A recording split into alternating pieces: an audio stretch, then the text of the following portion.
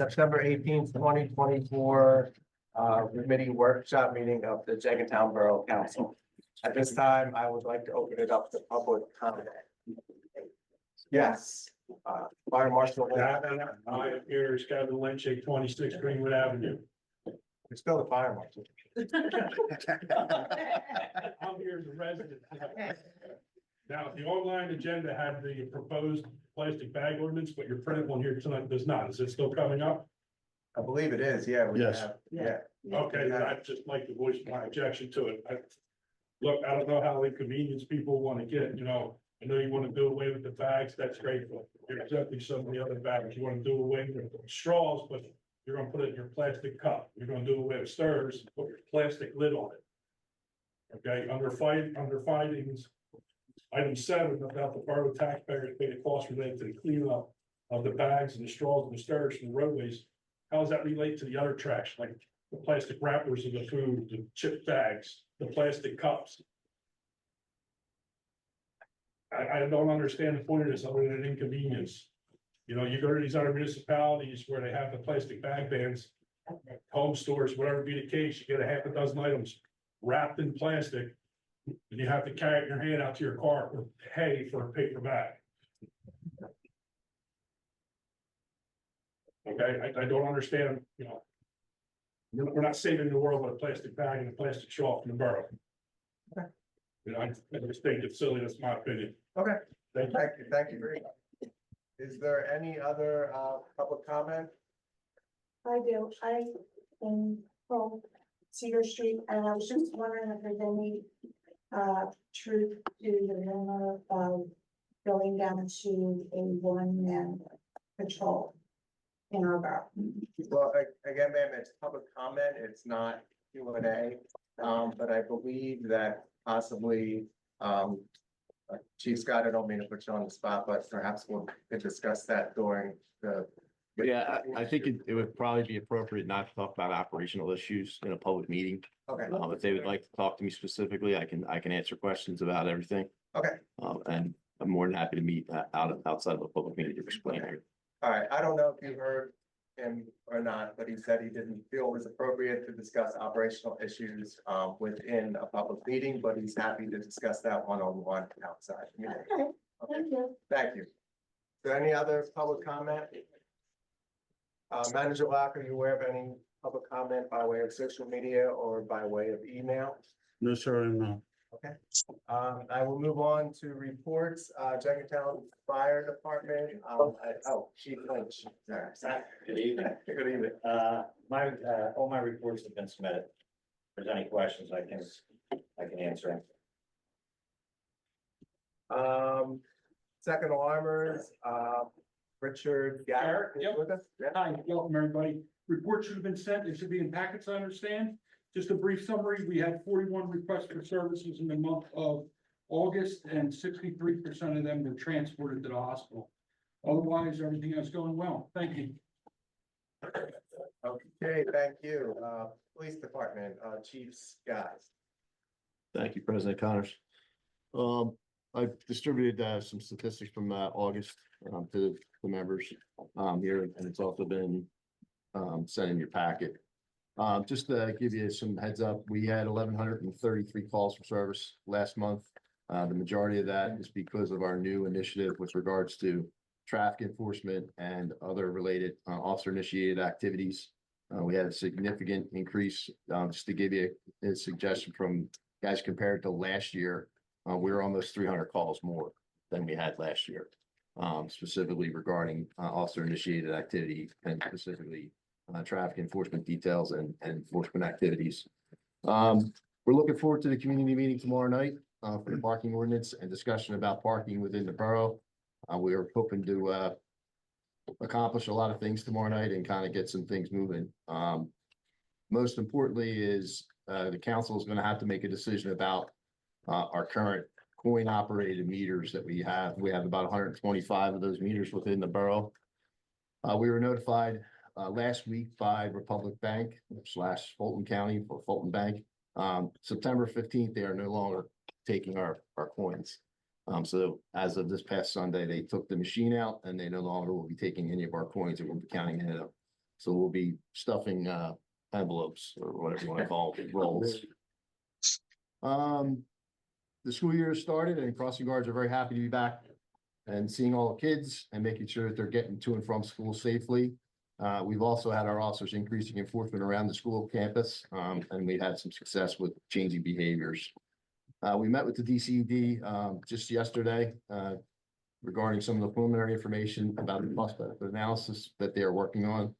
And we hope to have a final document from them sometime in the first or second week of October. And we're anticipating having a public meeting to discuss that finding probably in the same time period. We had a successful Jenkintown Arts Festival this past Sunday. We estimate about 4,000 to 5,000 attendees. We want to thank the JCA for their collaboration in working with us and providing a successful and safe event. The UHF radio system that we had installed and the radios that we purchased this past year actually worked very well. And we actually had help from the school district. They loaned us their 7 portables to help us out with communication, and it was very helpful. We're continuing to work with the borough administration about payroll and contract negotiations, and obviously resolving pending grievances and other legal matters. The right to know requests have minimized a little bit, but we still get those right to knows for police reports and other things. Our speed signs are up all on York Road. We are anticipating working with Public Works to have the last sign altered so it's down closer to the street. I want to thank Jim Riggins and his staff with getting the one up and running, and we're getting a lot of good information from them. We're continuing to work on our policies and changing them over to our department template. We've had some model policies that we've obtained so that we can start working on updating all of our policy manual. I want to send a special thank you to our intern who's literally worked on this for the last 2-3 weeks, and she's gotten through all of the policy templates and modifications so that we're ready to start reviewing, and we're going to be focusing on our mission critical policies and getting them implemented as soon as possible. I already talked about the new initiative with regards to 2 hours of traffic enforcement per shift, and the officers have been working diligently to accomplish that. We completed firearms training on September 3rd and 5th at the county range. The officers were very happy to participate. They went through a variety of different drills and stress-related type drills to increase their competency with the patrol rifle and their duty handguns, and they also qualified with their off-duty firearms. We'll be conducting some mandatory defensive tactics training in September, October, and November based on staffing and also when officers are working. We're going to try and accomplish that while they're working. I can't thank the parking enforcement personnel enough, especially my admin assistant with regards to dealing with the increase in productivity regarding citations and dealing with parking permits and dealing with other matters that are occurring. Obviously, we're working through this process, dealing with antiquated machines that are regularly going down every day. And I wanted to thank them for doing a great job out there. I also want to commend several of our officers that had a couple interesting calls for service in the past month. Officer Mateo in St. Gris performed life-saving efforts on an individual who suffered a medical emergency while driving their vehicle at a pretty critical intersection. And I believe they're alive today because of their interventions. Officer Tuffy and Officer Welsh also went the extra mile to help out a resident who was struggling with some mental health issues and some other related issues. And we're hoping to get some social services involved to help them get back on their feet and also be safe. And the last thing I'll report is that our multi-purpose vehicle was finally upfitted. It took a little bit of time to get the equipment in. We also were waiting for the other new vehicle to get in, so we had a week wait to complete that upfit. And we have a couple things we're ordering, specifically barricades and cones that will go in the back of it, along with an incident command board that will help with any large-scale incidents within the borough. If you have any questions, we're happy to. Okay, thank you, Chief Scott. Public Works Department, Foreman Reagan. Wait, 1 second, sorry. Let's remind everyone of the time and place for the meeting tomorrow night. Can we do that? Tomorrow night here at 7 o'clock. All We're right. gonna be here for 2 hours. We're not gonna go longer than 2 hours. Okay, I think, someone just mentioned it to me, the goal of this meeting is not to vent frustration. It's obviously to try and figure out solutions to problems. We will present some ideas and have a discussion about those ideas that we think will improve the parking situation within the borough. Specifically automating our payment system and automating our ability to take payment. And then in addition, deal with some of the issues with the parking ordinance that are very antiquated is the best way to describe it. But we're looking for feedback from the business owners and also from a lot of the residents. And but the main target area, the main issue area is the business district. Yeah. So we're obviously going to try and address that as best we can. We've had all the parking enforcement officers and my admin assistant have really stepped up and talking to all the business owners. We believe a lot of them will be here tomorrow night to give their input and recommendations. So I'm looking forward to it. okay, great. And parking is free for me. Our parking enforcement will be in attendance. It So, will not be outside. Okay, Public Works, Foreman Reagan. Good evening. I didn't get a chance to have my report in the package, so I handed them out today. Couple things I like. We had we had a MS4 inspection. It was my first as foreman this month. No, it was in end of August.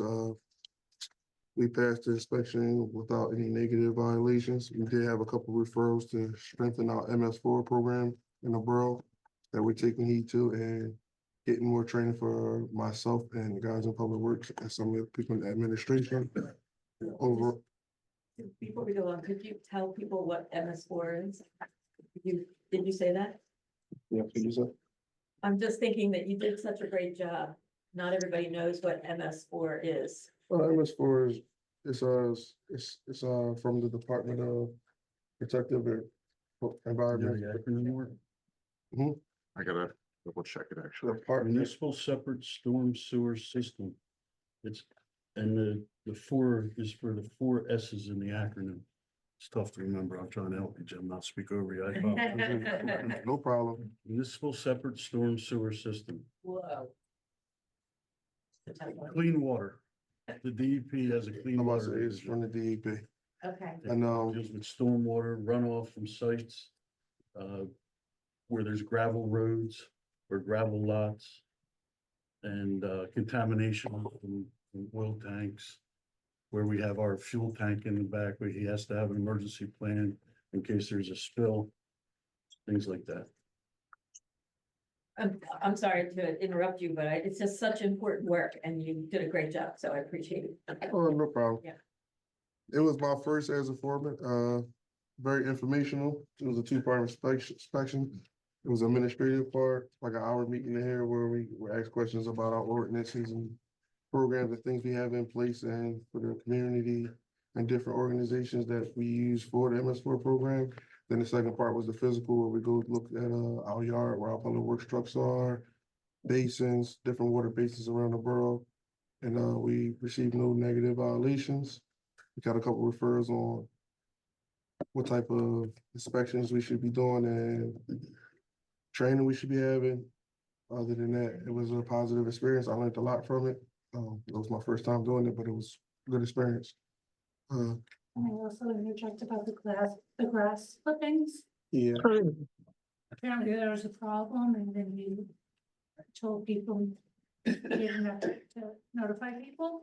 yeah, the grass clipping thing is for lawnmowers and people who got lawn care service and people that do leaves and stuff like that. Basically, some of the landscapers, they're not from in the town and they don't care. So some of them, they blow the stuff out in the streets when they should be blowing it back in or collecting it. So in the beginning of the season for the summertime and the spring, when they start with the lawn clippings and stuff like that, as much as I can possible, as property maintenance, we got a doorknob.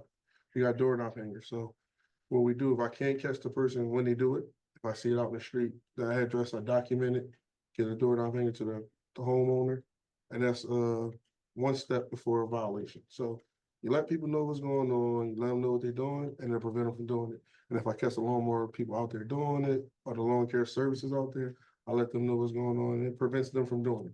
Once they know it's going to be some type of enforcement, somebody's out there watching them, they'll stop from doing it. Also, we have different places like our sweeper and our lawn, our leaf collection. They really love the leaf collection route and stuff like that. The different programs for the MS4 program where we sell that. And different groups inside of town where they put the I don't want to get the name right. Maureen, what's your committee name? Sorry. EAC. The EAC. A lot of things EAC do around the borough, the pamphlets and them putting the stickers on top of the inlets and stuff like that as informational for the residents. That was big too. So Yeah. kudos to the EAC for always being a part of stuff. I, Jim and common manager, knowledge among landscapers that they're not supposed to do that? Yeah. Yeah, but Yeah, if they don't get caught, they ain't gonna listen. so, okay, so, yeah, all right, so, yeah. Manager Locke, can you hear me? There's a lot successful. Hello? Good job. I just wanna, Alex, or Counselor Khalil, did you have a question? Yeah, no, I just wanted to piggyback on that. I Do you think we could see your put hand something up. on, yes, can you hear me? Can you hear us, Alex? Now, here you go. I had Yeah, to we- tap to speak. Can Sorry, you I hear didn't me? mean to interrupt you. Can you hear me? Yeah, we can proceed. Can you hear me? Or we're done. I'd just like to highlight, we started our Cedar Street Storm Improvement Project last week. It's a well-awaited project. As everybody knows, we have some flooding issues and big storms on Cedar Street on 100 block. This project was planned for the last couple of years, probably 3 or 4 years. A lot of time, a lot of waiting for it is underway now. We've installed a lot of 18-inch pipe that convert the water from going straight down one end to going straight across to the walnut to the bigger pipes going to the bigger parts of the basins. And by Friday, it should be over. It was a great project. I was around to see it all. It's one of those things in the borough that helped that part of the community so much because they dealt with that for so many years and that alleviate some of their flooding issue. I know a lot of the residents will be happy about that. And it's one of those projects that I was a part of from the start, from always. So it's a big thing for me to see something like that getting changed for those residents that complain about it all the time. It's not a complaint when it's your life, So it was a big project and awful infrastructure improvement that we take pride in the borough. That's it. Anybody got any questions or concerns? I'll be happy to answer. Oh, is the curb cuts on Clement and Encourage- those, Are you talking about the one on the island right before the inlet? no, just the, like, curb cuts are they're being installed like at the corners. So the ADA ramps. Oh, the ADA ramp. We got a pre-construction meeting about that. I think this week. 20th. Yeah, the 20th. We got a pre-construction meeting about that this week, so we'll be talking about time and schedule for the project. Pre-bid meeting. Yeah, pre-bid meeting, I'm sorry. It's out for public bid right now, Steve. I don't have a question. I just wanted to, again, thank you so much for the service of Public Works in helping with the Arts Fest. It was really a great success. And I know that your crew was a big part of helping to make that a big success. So thank you, and please extend our thanks to the rest of the crew. You're welcome. We like it, and I'll let the crew know. Okay, thank you, Foreman Riggins. Engineers report, Mark Bickerton, Canoni is with us. on this one. Good evening. Our report's been filed. I can take any questions from it at the end. Just a couple things to highlight that we've been working on the last few weeks. Zoom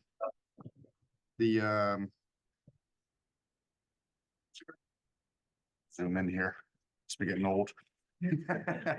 So we've been working on preparing a sketch for some pedestrian improvements at Washington and Walnut that will complement the new sidewalk going in with the grocery store. And we're going to be coordinating that project with the other various work around there. I'm happy to elaborate on that further. I think it's later in the agenda. I was going to mention Cedar Stormwater, but Jim already did that. And then Walnut and Runnymede, we are at the point we're ready to start talking with some of the property owners at that intersection about right of way to move the signal equipment behind the sidewalks and give us more usable space in there in the future. So more to come on that. And then I drove by this evening on the way here. I was very pleased to see all the new signal equipment on the new RFB, the flashing beacon on Washington that's associated with the school zone. I know it's not active yet. The buttons are still bagged, but it's nice to see that equipment. So can't wait to turn the lights on there. And otherwise, we're continuing to assist manager lock as required. Any other questions? Any questions for Mark? Okay, I will move on to new business and items for discussion. Also known as committee reports. Admin and Finance, Councilor Bauer. Thank you, President Connors. I think we'll start with a presentation that we have on the plastic bag resolution. And Hi, we can crank that up. I'm going to look at it. so I'm Mary Mertens from the EAC and Jennifer Full-Pendergrass, also from the EAC. And we sent a proposed ordinance and cover letter explaining how we got to that ordinance. So we just kind of want to get your thoughts and if you have questions and any comments on it. I do want to acknowledge a public comment earlier, and I totally understand some people's concern or feeling that plastic bags and straws are such a small part of our plastic pollution problem. And I can only say that less is better than more. So it's a starting point. And I don't have good numbers right in front of me, but City of Philadelphia did a study after 2 years of their plastic bag ordinance and had very positive results. Anecdotally, I know the Friends of the Woods of Hicken, their cleanup crews have said they've noticed a marked difference in, they have so many less plastic bags for cleaning up in their monthly cleanups. And there are a number of studies that show that regulations really do make an impact on the environment. So we can put something together and present that as an addendum to our, cover letter, but we do have numbers to back up the plastic bag ordinances do make an impact. One thing I noticed in the presentation package is that resolutions like this are getting pretty widespread. Right, yes. Across the county and Yeah, in the we're world. 32 municipalities now in Pennsylvania. All of our neighbors have essentially passed them. Abington has one that they proposed. They're still reviewing that. The city of Philadelphia has passed it. Yeah, I think that's the biggest thing is like all of our neighbors have done it and it doesn't really make sense for us to not have it when literally everyone else surrounding it has it. And additionally, I'm just trying to make sure I get my wording right, but it's within like the borough legislation itself, the borough ordinance that like we have written into our constitution that we need to protect human health and the environment. And so I just think if it is it's the Jenkintown 235 comprehensive plan, which promotes sustainability through the procurement and use of sustainable products. And also, as part of the Pennsylvania Constitution, the Environmental Rights Amendment. So I understand it's a small, but you got to start small to move forward. And it took a while for us to get to this point of all the plastic that we use, and it's gonna take a while for us to get out. And small steps of how we're gonna make an impact. Do you need us to walk through the ordinance itself with the presentation packet? I think that'd be great if you wouldn't mind. Okay, so there was a question. I was just curious as to, like, are there examples of a business that would be impacted by this? Yeah, so I can think of Giant. Well, so Giant would be impacted, but they have already amended their use of single-use plastic bags. in Philadelphia and in the surrounding areas where they have already been forced to use not single-use plastic bags. I So think while- they have 15 stores who already Yeah. are municipalities that don't sell plastic bags. So this, it wouldn't be outside of the realm of understanding of realm of things that they're already having to deal with. So I guess we'll just restart it. You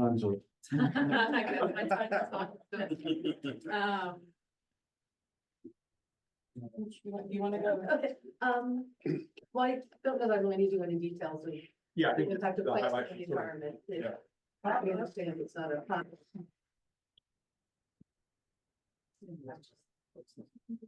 Oh, I guess, yeah.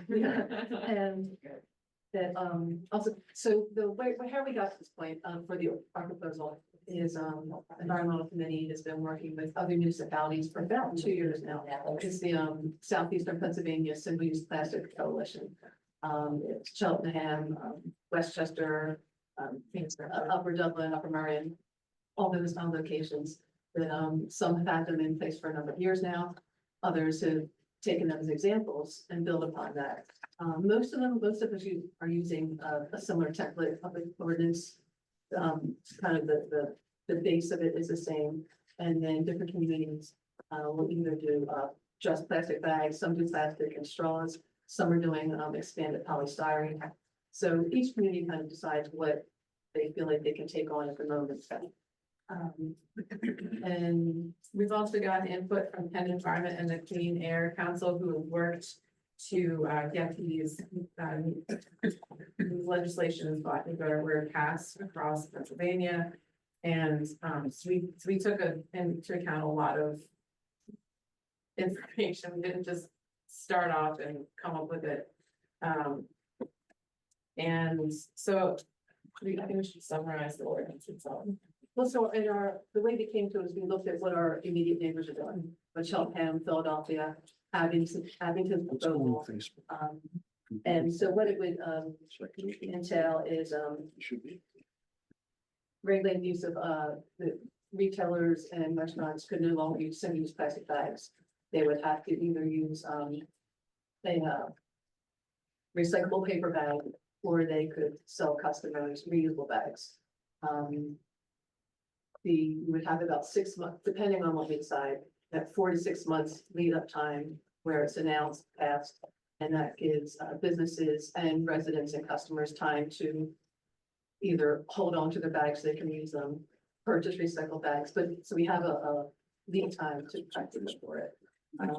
There'd also be signage in businesses and across the borough, like, no, it's not, so that way, in case there are any questions, the information would be there as well.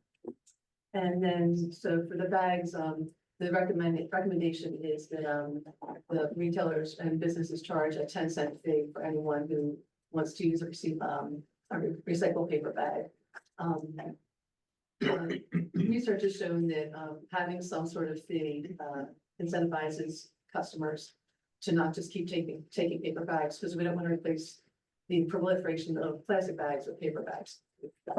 Cheltenham Township has a 10-cent fee. Abington's looking into a fee.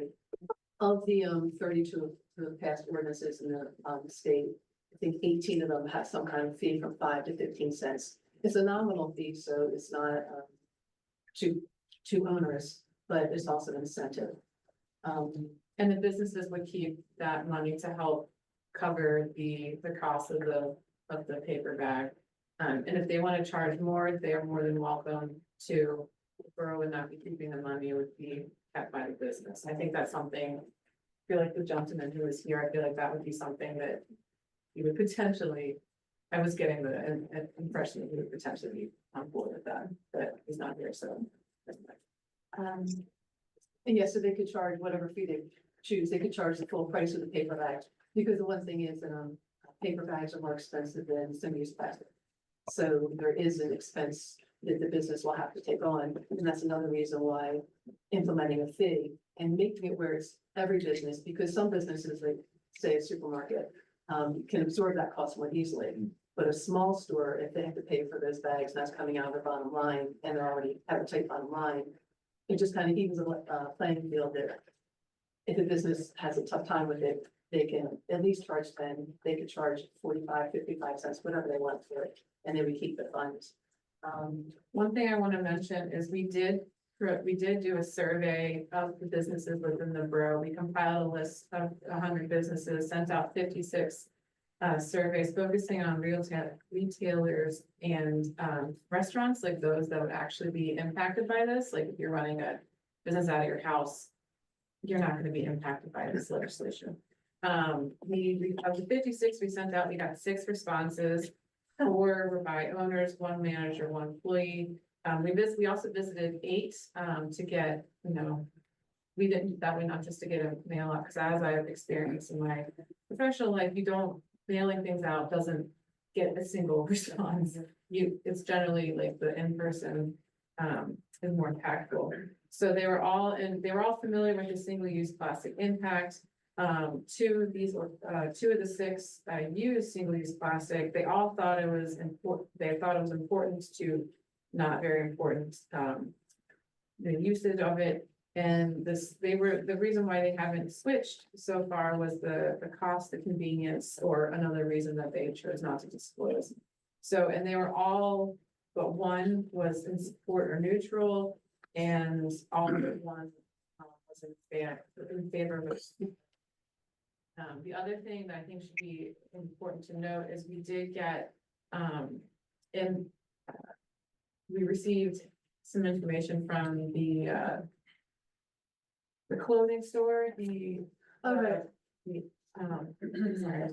we have a secondhand shop, that they use single-use plastic bags that have been donated to them. So we've put into the ordinance that if someone has donated to this bag For a nonprofit. for a nonprofit, thank you, that was the word I was blanking on, that you can, give it, let your customers use it and not charge them a fee. Another thing that we've talked about, but this has not been put into there, was that if you, people who are on like the WIC program or other such programs, that there could be an exemption and not be charged, therefore we're not, passing the cost on to people who are already impacted financially. Yeah, just to add that, we only became aware, New York State does that. That was something we learned recently, that was a way to help cover the cost, or not have it hit hard, some people harder than others. So that's something we could consider adding to it, is an exemption. And truly it's really needed the supermarket, because most of the shops we have in town, people tend to have 1 or 2 bags at the most. And a number of shops already use paper bags. Yeah, that's what we found, that the majority of the businesses we spoke to, this is already second nature to them, so it's really not going to be impacting. We do have in there an exemption that if you are doing takeout or having food delivery, that you will not be charged. The businesses are not required to charge if you are delivering food. However, this is up to businesses or the restaurants, if they choose to charge the 10 whatever cents, they can. And so we also included straws and styros, again, because I know they seem like small little items, but so many times people don't even use them, they just get them with their meal and then throw them away. So adding regulation that they can only use compostable or paper straws and styros, but if a customer requests plastic for whatever reason, they don't have to give a reason, but if plastic needs a plastic straw for some reason, they can have that too. So it's really just a regulation, it's not a prohibition in a sense. And then the other part of our reason of the letter was just going over like the municipalities and boroughs and townships across Pennsylvania that already have this legislation, ordinances enacted, and then the states that have it. There are 16 states and territory thus far, and then table 3 is the 150 plus countries that already have this across the world. So, and that was one thing that was kind of eye-opening to me, that when we dug into it, is that the United States is actually a bit behind the curve with all this regulations, that so many countries have put some kind of regulation in place, because it needs to be managed. And it's increasing again. I don't have numbers off my head, but, I think something in the past 15 years, we've created more plastic than we have in all of time. It's just proliferation of it is just, it's out of control. And then the fact that it doesn't biodegrade, it just breaks down into smaller bits. And then, which then can cause, stormwater sewer and runoff issues. Having lived in Philadelphia for upwards almost a decade, I've seen that that can be an issue, and obviously around here. And then the fact that these particles can then, like, once they break down, they can contaminate the food, water in your soil, bioaccumulate into animals. You know, microplastics and nanoplastics have been found in the plaques of human blood vessels. And in the vast majority of the population that has been studied. So it's, and there's also been a link to stroke in these plastics. So it's not just, again, like, is it a small impact? Yes. Do we have to start somewhere? Yes. Or can I stop a business from packaging plastic? You know, It is something that, you can do, locally. yes. Yeah, we can't control what Target or Walmart sell in their stores, but, a municipality can have some say in what type of vaccine.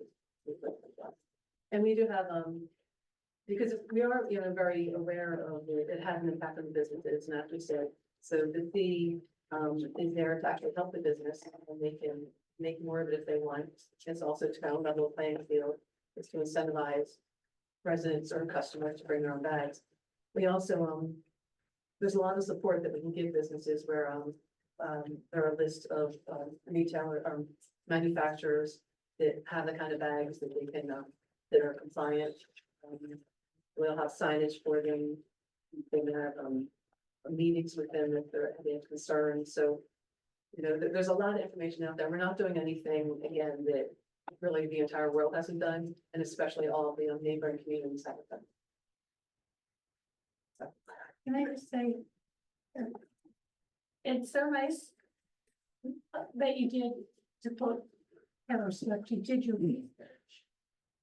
You spoke with all the business people, and you're women of science, so there's a method to it of researching and getting the facts straight, so I really appreciate that. Yeah, and there's just so much information. I mean, quality, respected studies and the research is out there. This isn't something that's a fringe idea. It's all kind of documented. So we're just gathering information for you. We haven't created it.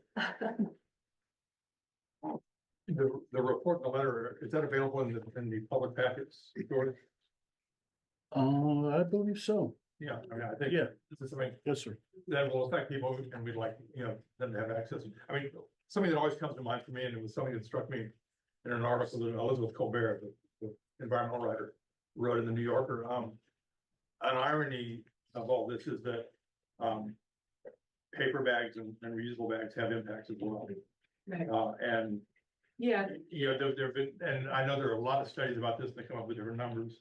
In a recent article, she cited a Danish study that said for a paper bag to have an equivalent impact as a single-use plastic bag, it would have to be reused 41 times.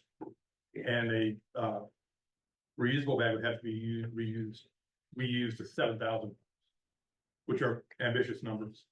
So, and I mentioned this just as this is sort of a big human dilemma.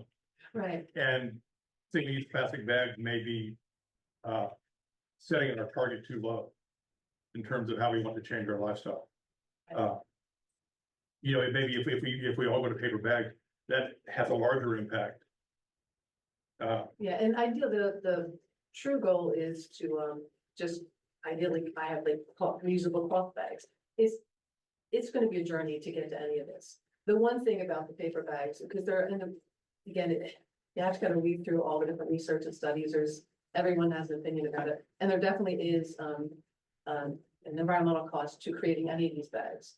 The one thing though is that the breakdown of a paper bag is compostable and doesn't have the same impact as plastic, which it just breaks down, it doesn't disintegrate, it just gets smaller and smaller pieces of plastic, and then you have the micro and nanoplastics. Yeah, I think the impact of a paper bag is in the front end, not the back. Right, exactly, so And then depending on the type of plastic, and again, these are kind of wide numbers, but it could be 20 to 500 years for a plastic item to break down, but again, it's not a natural item, so it's a man-made material, it doesn't just go away, it just gets in the ether, in the dust, and then it's in the air and the water and the food.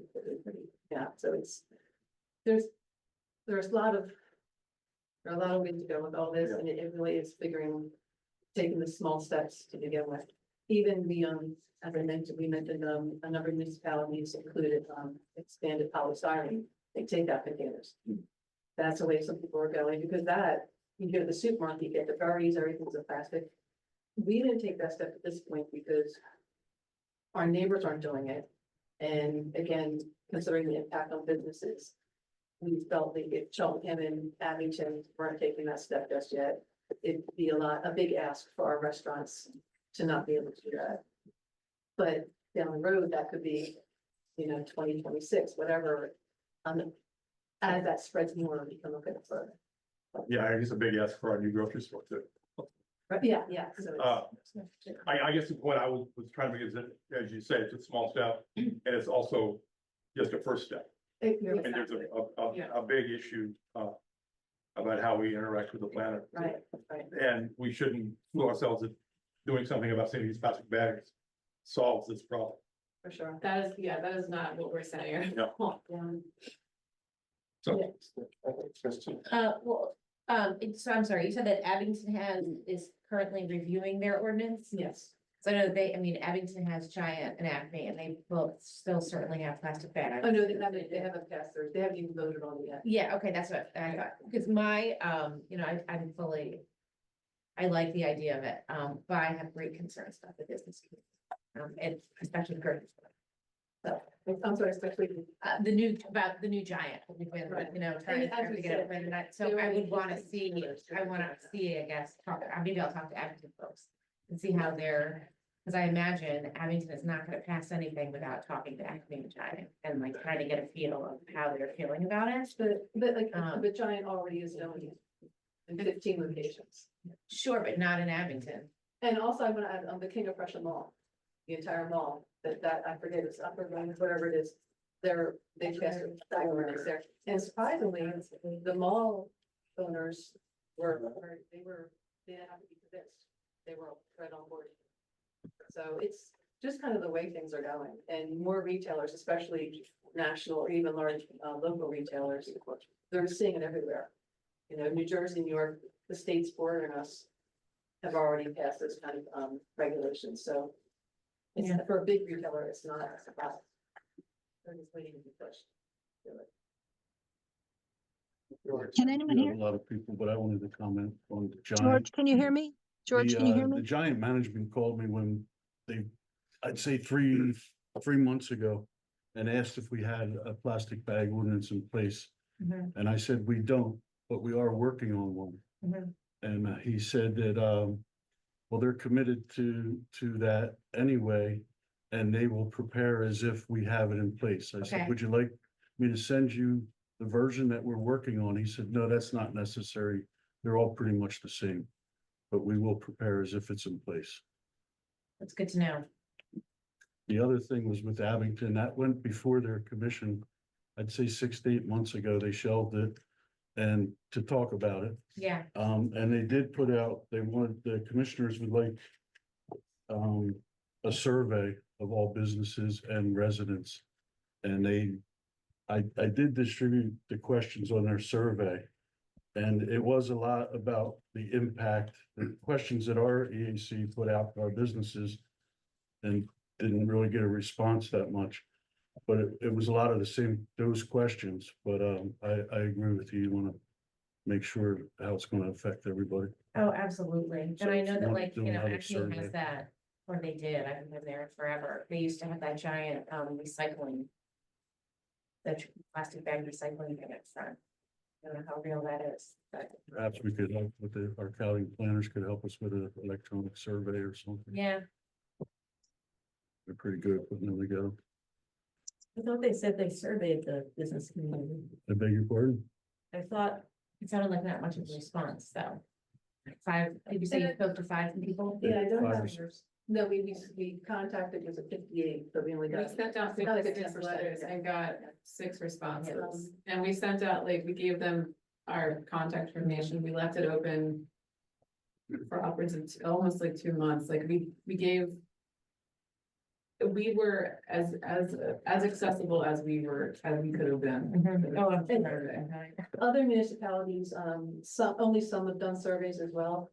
They sort of found the same kind of response rate. Usually people who respond are people who are already in that mindset. And then one thing that we, again, with this coalition, we discussed it, is that surveys, these aren't scientific surveys, these are kind of public opinion surveys. So they're kind of worth the effort put into them.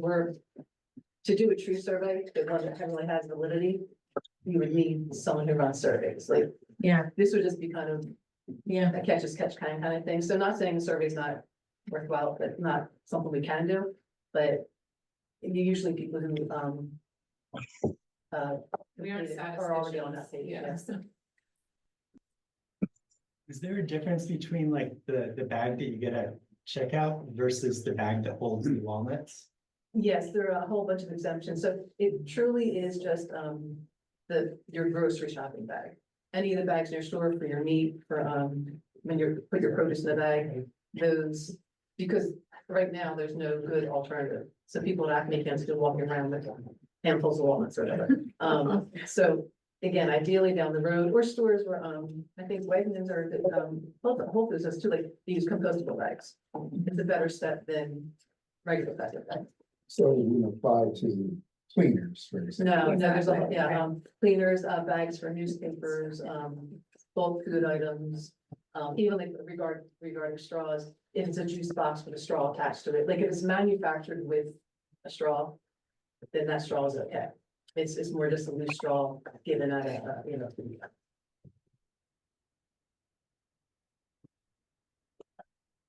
Just a quick thank you, for doing all the work that you've done. I'm very much in support of this. I think it's the beginning of something that we need to really look at.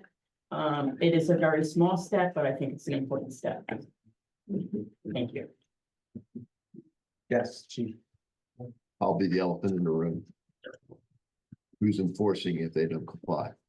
So it would be, the township, the borough manager. Would it be in other? What- No My one's my like, question no would one's be, going out. what in the ordinance? And is it a code enforcement thing? Or is it gonna be, We have fees, like other ordinances have proposed fees, like the first time you get like a warning, the second time we have like a $50, $100, $200 fee once it's been reported that. so we're short-staffed? No, it's in not, the it's not a, I guess, lease. No, we're not. You're answering my question because that's gonna be the issue. Yeah, we're not. Because a business owner that doesn't wanna comply, they're gonna state all kinds of issues with constitutional rights and all that stuff. So I'm just being devil's advocate to ask, what does it say specifically in the ordinance? Who would be the one enforcing it? I don't have it, so that's why I'm asking. Page 28, It says, Borough manager or their designee. borough manager or their designee, their. Used to like the EAC a lot. Notices for the violation. The person or whoever receives the warning may file a request for an exception. And then there's a series of fines, civil penalties. and I'll add also that we kept the fines, the penalties low. Some municipalities have gone to like $300,000-$500,000. These are just really, again, nuisance fines to bring people along. It's, we're not trying to make money. The borough's not making money off it. That's not the intention. It's just that, attached fees and fines to it. To incentivize. Right, that's not me. So this is a serious issue because are you charging them under the criminal code? Are you citing under the civil code? So it's not a crime, yeah, it's a civil code. Okay, so And under again- civil code, that's where I'm also gonna say that there's an expectation of privacy and search and seizure are involved.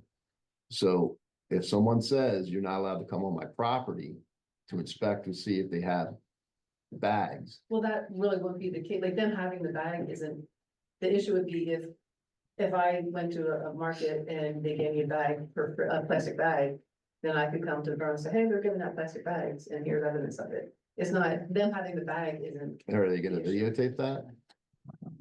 What's this is, I'm No, and playing out again, prosecution, and you have I to have don't- video evidence of all this stuff, it's but I do know it's that not an easy This thing. matches, codes have been acceptable and already vetted by solicitors in 32 communities. So I don't have the specifics of it, but I'm pretty certain that this is all compliant with constitutional rights. Because it's already been passed And in then all our the neighborhoods. other side to this coin will be, it will go to the district court for any prosecution. If there's a fine assessed, it would be processed through the legal system that way. They will then be able to appeal it. Have you talked to the district attorney's office about the appeal process for summary appeal? No, we're not at that, like the solicitor has to review this to see, like, this hasn't been vetted by our solicitor. It's been vetted by I'm just our giving you solicitor. feedback now, so you guys start thinking about this in the ordinance, because Right, and someone has to pay for the prosecution of the case. Who is going to be paying for it? Who will prosecute the case from the legal standing? Because when they appeal it to the common police court, is it going to be the borough official going to common police, or are we going to have You the can look into solicitor representing the borough? So I don't even know how many of these fees have even gone to that. I don't know how. I'm many. just I saying, agree. you're going to have somebody that's going to say no. we're not I think legal. I think we need to talk to Penn Environment and the Clean Air Council, organizations that have been set up specifically to help municipalities pass legislation like this. I am not a lawyer, I'm a geologist. Either am I. cannot tell you. I'm just giving you the I feedback. can't. So I don't know. That's what I can get back to. We can come back and talk to. I think it's important for the council to know that there's going to be, I think. there will be somebody down the road. So my devil's advocate question is, are there other legislations, ordinances that are enforceable, and how is that handled already? So I would assume it would go the same way. I Well- don't know. We're just trying to help save the environment. We're not trying to cause more problems for the borough. Well, it's interesting because I feel like this was when we were talking about making, areas non-smoking. How would we enforce that? And I feel like that's your line of questioning is reminding me of when we had that conversation. Definitely Um, not easy. very interesting. I'm wondering if that's why maybe some smaller municipalities are saying, let's wait and see what the county does. So that way the county is creating the law and Well, we're actually, not getting. some very small Alex is trying have to done it as call. well. Yeah, all size, communities have passed this. Communities of But we can- 400 people, Yeah, there have. communities of our size too. Yeah, Yes, I there have don't, been. I don't have my sheet with me, but there's, I can't, who are the real small ones? There've been a couple like with 4,000 and 5,000. There have been other communities of the same. I don't know how my Yeah. spreadsheets in front of me, I have 1,000 spreadsheets. Yeah, we Sorry, can, Alex. Councilor Cleo. Can you hear me? Yes. Great. My biggest pet peeve really about all these things is that for example, the biggest example we do have is our smoking ordinance, right? And we've never enforced it. And if you go all over the borough, it is just cigarette smokes, cigarette butts all over the place. So I'm trying to figure out, how do we enforce something that we know kills millions of people? And is considered one of the worst contaminants of the environment, cigarette butts. And we have it on the books. Saying the borough sits back and, decides that they're not going to enforce it. Isn't that what we've done with the smoking ban in public, in borough-owned facilities? Borough Hall, town square is, what's it called again? Moretti Park. So that to me is really enforcement. If we're going to enforce the paper bag, then we have to start enforcing the cigarette smoking in the parks and in Borough Hall. So that's where I think we really the idea that we're gonna penalize a small business $1,000, $250, whatever, because they decided, nope, they're not gonna comply, is, I think, just a little, too much for a small borough like ours. But having said that, I remind everyone that all these never had bags, that this was something part of that. When they started business, they said no plastic bags here. And everyone just did fine. They knew that when you went to Aldi's, you didn't bring a plastic bag, or you didn't ask for a plastic bag. You brought your own type of bag. That's just how they did it. So what would be wrong if we encouraged businesses to follow Aldi's example? I think Aldi's and Lidl both don't give out plastic bags. And neither does Trader Joe's as well. No legislation. It was just part of a corporate policy. But thank you for all that you've done. I know this is hard. I do realize that enforcement is definitely something to look into further in that question. But one thing about us being such a small borough, all of our businesses are small businesses. And as we said, a number of them already use paper bags. The real business that would have the biggest impact will be Giant. And it's unlikely that they're going to flout the ordinance, that they're not going to give out plastic bags. And from the start, it's paper. That's what they're going to do. I don't think so. That would have the biggest impact. If they didn't comply, that would be a big deal, but I don't see them not complying. Small businesses, a number are newspaper. And in my mind, even if we put it as a warning and then, increasing fees. Again, the idea isn't to charge fees and fine people, is to work with them. So I would think, a first written warning, we could make it 3 warnings and then a fine. And the first warning, we engage with them and see why is it they won't do it. Is it a financial issue that they can't afford the paper bags, whatever. So kind of work with them and learn why they're not complying. So that could be another way to maybe modify the ordinance of getting more chances. And the ordinance, and we did propose, what is proposed is based off of research and also real life experience in other locations that have seen that legislation and fees is the best and most effective way to get a plastic bag ban. That is, so I feel like taking out the fees, even if it's not enforced, I feel like having it on the code at least gives it some teeth. Cause I feel like if we take it away, then we're just like an old dog yapping that doesn't have any teeth, but you're not scared of it at all. No offense to old dogs. I think the ordinance itself is the encouragement that I think most businesses are going to do. It is, yeah, it's our I don't think it's understanding and gonna be a problem for anyone. having spoken to the businesses that we did, the vast majority, save for the restaurants, are already not using single-use plastic bags. So it's sort of I don't say it's a moot point, but it's really just to put it on the books, like Jenkintown in the Constitution, or I'm sorry if that's not the right word, but has sustainability goals. This is a very easy knock out of the park goal for the borough with its own stated goals to reach. Help us help you get there. And the other thing, as far as the restaurants, they can charge, the way that food prices have been increasing, no one would even notice the 10 cents anyway. In my opinion. Yeah, I think the goal is ultimately to change consumer behavior, not change the behavior. Right. And our expectations of how we transport stuff around.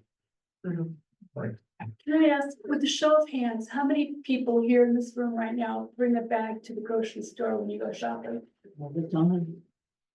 It's gonna be a problem in the borough? Yes. Yeah. So what are we asking to do, George? Sorry. Well, they just brought it to committee. This is the first step. You can, you can ask the solicitor to look at it and get his opinion on the ordinance. You could decide to hold off and do a survey if you'd like, as Abington's doing with theirs. It, or you can move it to full council. And our survey resembled Abington's Yes, survey you did. yes. I don't know if it was specifically Abington, but all the survey was built upon. It was built upon other surveys that were provided by Penn Environment and the Clean Air Council. So, and all, the thing about the the ordinance and the survey is all these things look pretty much exactly the same. The ordinance that we have presented was actually based off of another ordinance that our lawyer had already written for another location, so. Well, it sounds like, well, Giant's not gonna be open for a while. And it sounds like most of the borough's businesses are, restaurants are using paper bags for the most part. It sounds like Giant's on board too. Yeah, and anyway, on board.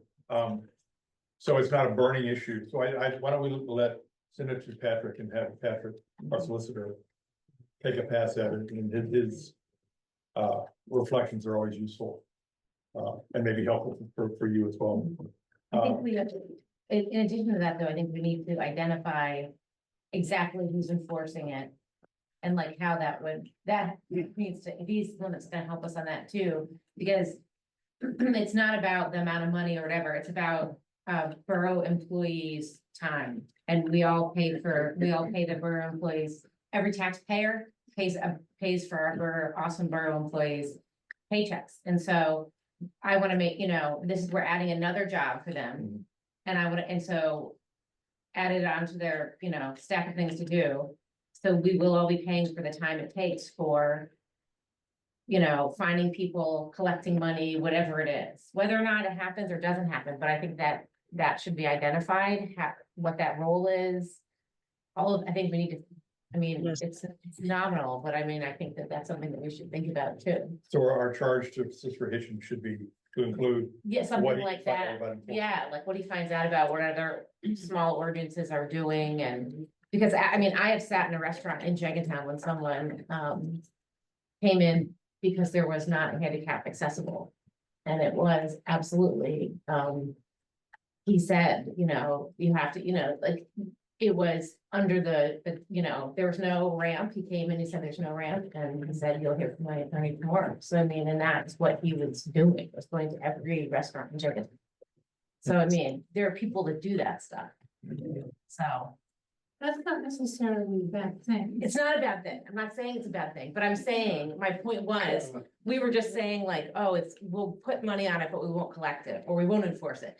We can't, like, that's gonna be someone's job to enforce it. And so I think we should be thinking about, we're adding a task onto someone's job, and like, how much time is this gonna take? What is, like, how do we enforce it? Like what the chief was saying, like, how would we do it? Well, we know our parking enforcement folks are diligent. So. Yeah. Looking in the stores as they're. I will speak on their behalf. They don't want to do that. I can understand that. It's like, I think it's a really important discussion to have about the enforcement. I also think that what we're doing with an ordinance like this is trying to change behavior. And it's a process of educating the public.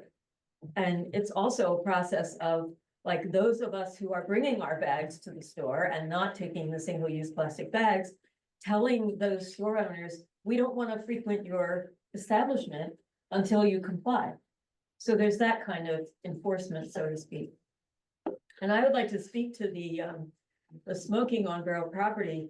I suggested a little while ago that we have a conversation with our next door neighbors about not smoking right in front of Borough Hall, because every time we walk in, we have to walk through a cloud of smoke. And also sometimes it seeps through the door. I think that's a conversation.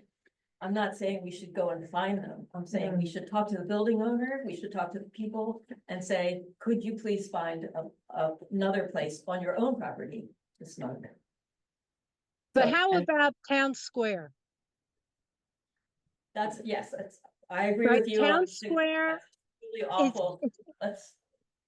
But I'm just saying, if, you know, we Yeah. have signs there, I'd like to see, if we're gonna enforce, let's enforce. Okay, And yeah, well, that's a separate comment. We're gonna wrap this up now. So we'll, So our response to this is we're gonna have our solicitor look at this, Right. and hopefully he will learn some things that are beneficial for all of us.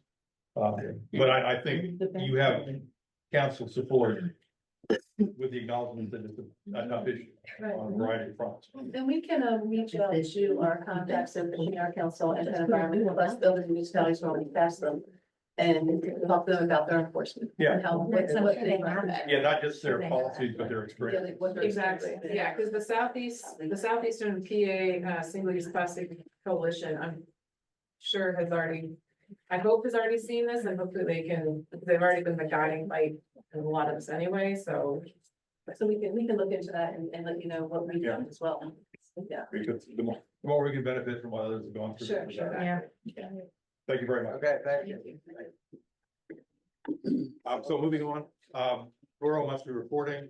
I believe there was an item that didn't make it into the public agenda packet. Yeah, which is for the financial reports, is that correct, Manager Locke? That is correct, sir. Did not make it into the council packet that went out to the public and is posted on the website. Paper copies were provided tonight, and that'll be provided in a supplemental pack that'll go out with the council. So there are next next week. copies here tonight, if anyone would like the financial reports that normally appear in the monthly packet. The borough tax collection report, status update, I know we're in the slow part of the tax collection season. I didn't see, that sheet this time, Manager Locke. Do you have any updates on tax collection? I can, give me 1 second, I can open it up. If it's in there, I didn't see it. That came in after the packet went out, let's see. Sorry? That came in after the packet went out. Oh. Went out also.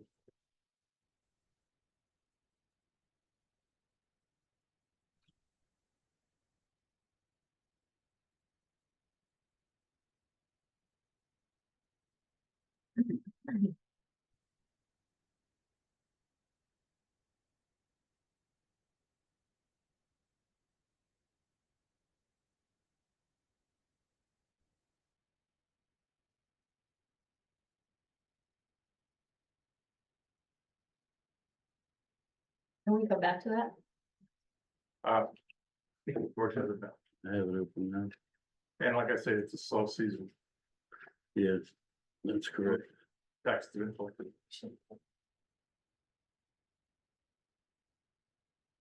Yeah, the cash collected this period was $14,000. It sets us at balance collectible is 335,000 at the end of August. And that's from an original total collectible of several million. That is correct. Right, so, like I say, we're at the tail end of tax collections. The next item is the monthly minimum municipal obligation for pension fund contributions. That's calculated by the state. And we've received that for 2025. The MMO for the police pension fund is $285,669. The non-uniform pension plan MMO is $48,196. So these are calculations by the state of costs that the borough pays into these two pension plans to keep them solvent and well-funded. And you know, those lines will show up in the upcoming budgets that are developed for 2025. The next item, the public budget workshop meeting schedule for 2025. And what we want to do is give permission to go to full council to vote to advertise the schedule. So let me move that we move this forward to full council next week. Get a second? Second. All in favor? Aye. I'll just say that the schedule is There are 5 meetings planned. Each will have an agenda in terms of funds that are going to be discussed. The first meeting is Wednesday, October 16th at 6 p.m. The second is Tuesday, October 29th at 6 p.m. Wednesday, November 9th again at 6 p.m. Wednesday, November 20th. The ninth is a Saturday. I'm sorry. November 6th. November 6th.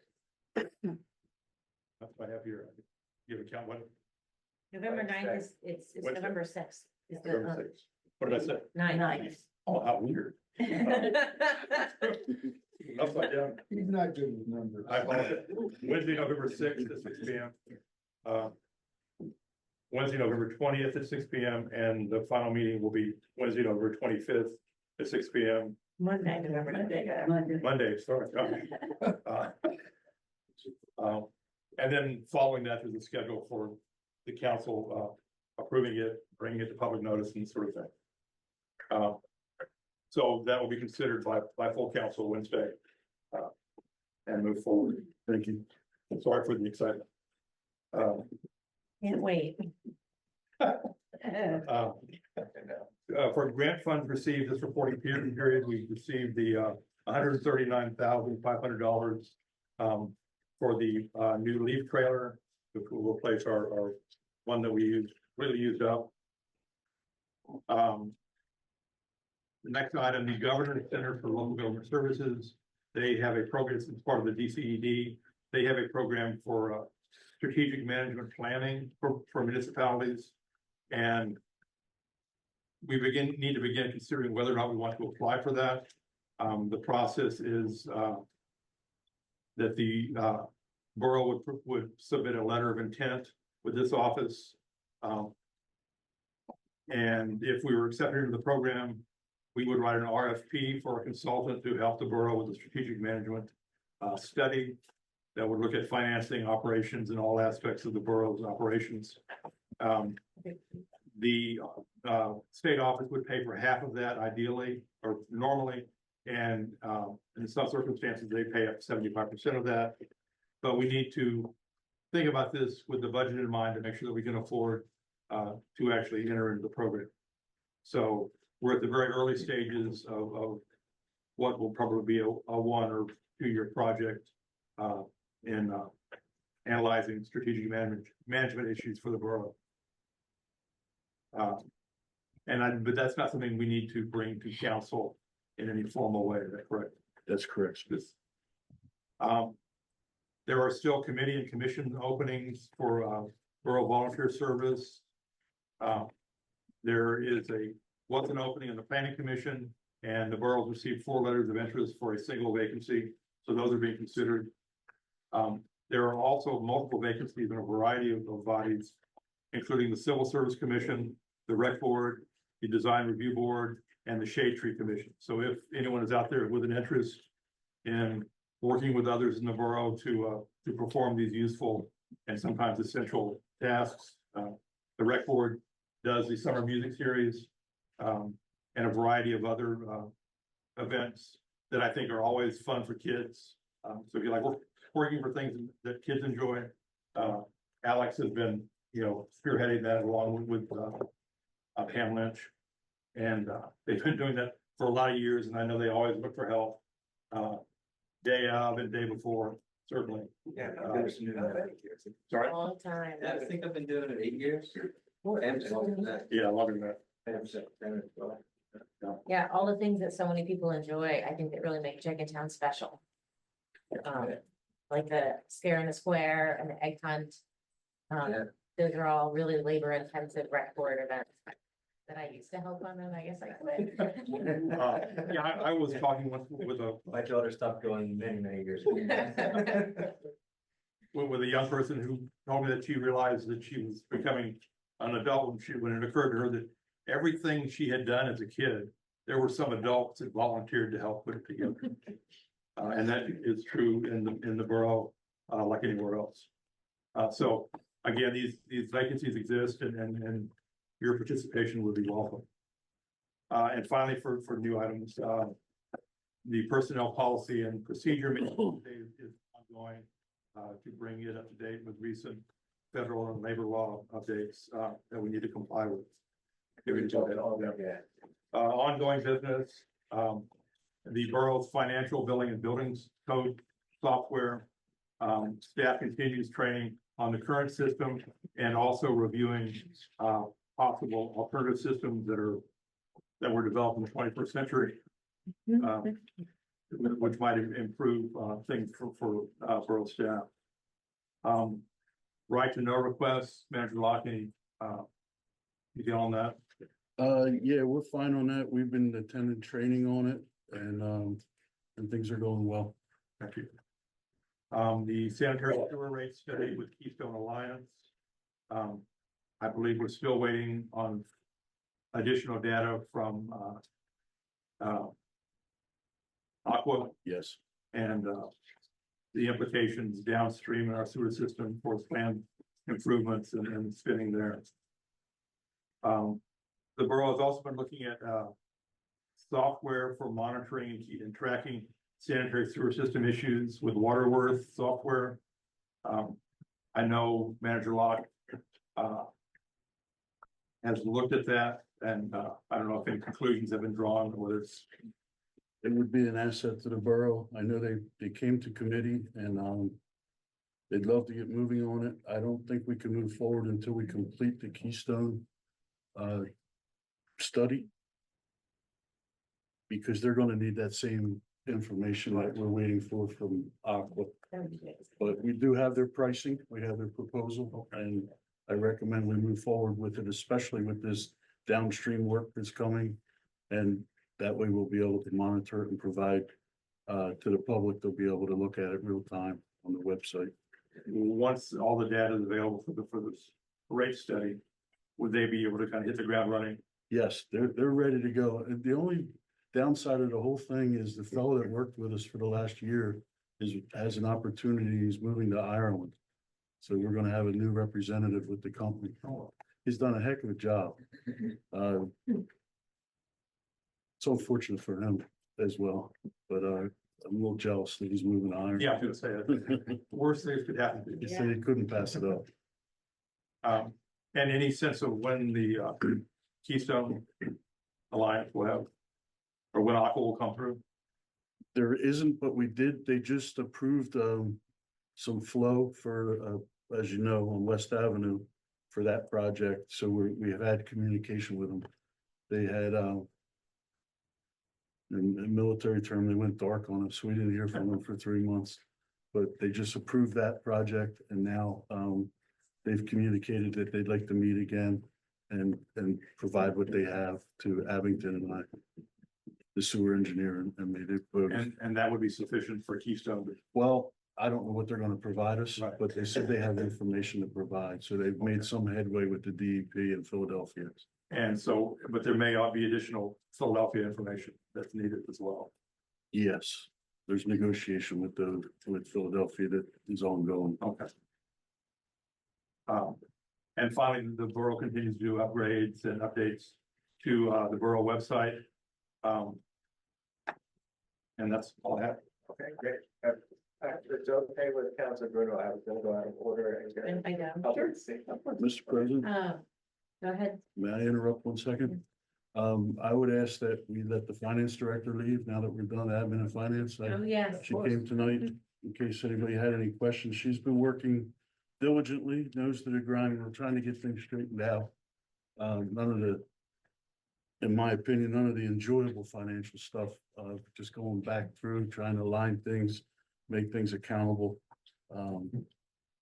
If you want to speak to anything, I'm gonna put you on the spot, but No, just, trying to acclimate to Jenkintown. Staff's been great, working a lot with Tom Josiah. Even though I don't love AMS, the staff has been great though. So yeah, just working on that and, 3 months in, but yeah, it's a lot of busy work, but we'll get there. Thank you. Yeah.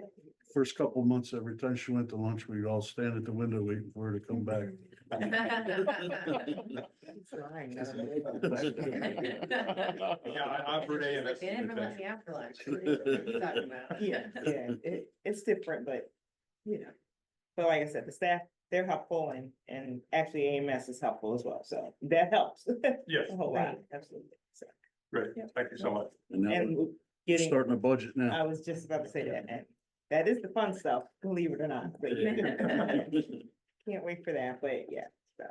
Anywho, that's it. I'm looking forward to get started with it again, so I'm sorry. I'm looking forward to getting started with it again.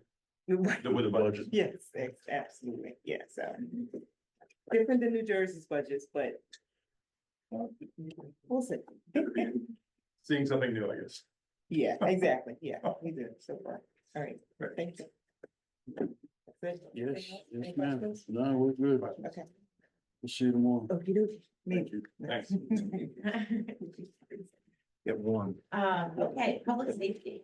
Fire department updates. We had our fire commission meeting before, this meeting tonight. And, we talked about a lot of good stuff. The bylaws are gonna be presented to the fire department by the firefighter for a second vote, so we could have that, so finalized back at some point, probably the next November maybe, because I think it's getting voted on in October, second vote in October.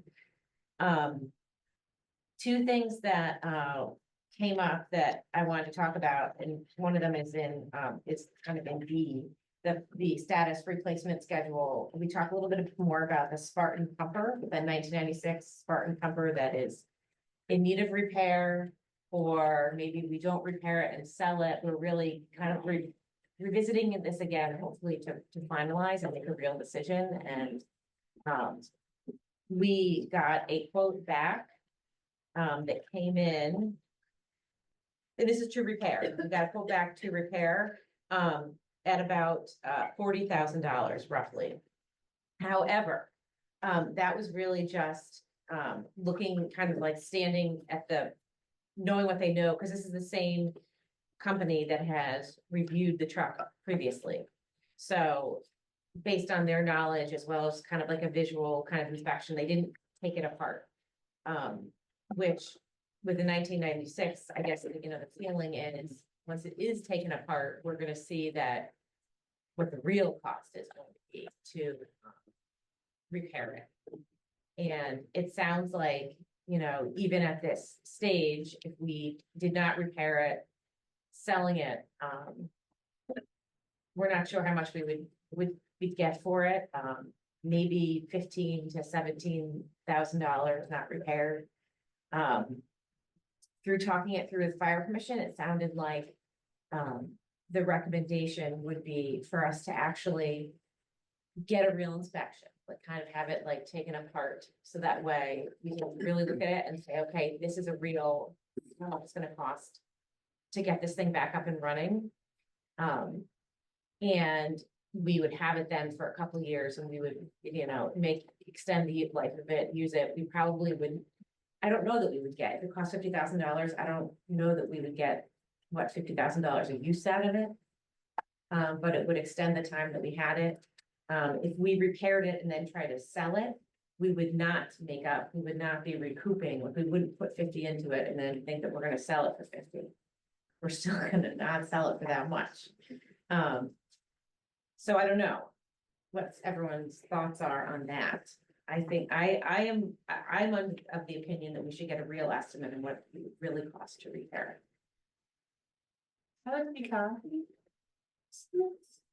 Well, I guess it's not an accurate estimate anymore because it's old and because it was never fully taken apart.